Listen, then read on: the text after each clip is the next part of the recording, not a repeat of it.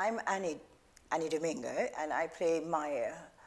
Maya is in her early to mid-60s and in the early stages of Alzheimer's. And this has been really interesting to work on because I have to think about the different stages of this horrible disease.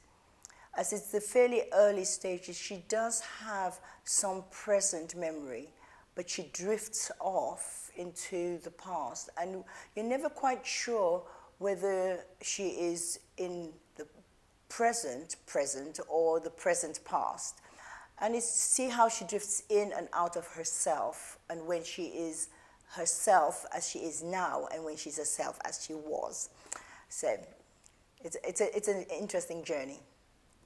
Although I've had relatives who've had Alzheimer's, working on this project has meant that I have to look at it from a different angle, rather than looking at it just as a personal thing on the outside. I've tried to go into Maya and how she was feeling. And this brings out a whole lot of fears, as well as one of the things I've discovered is her feeling of guilt.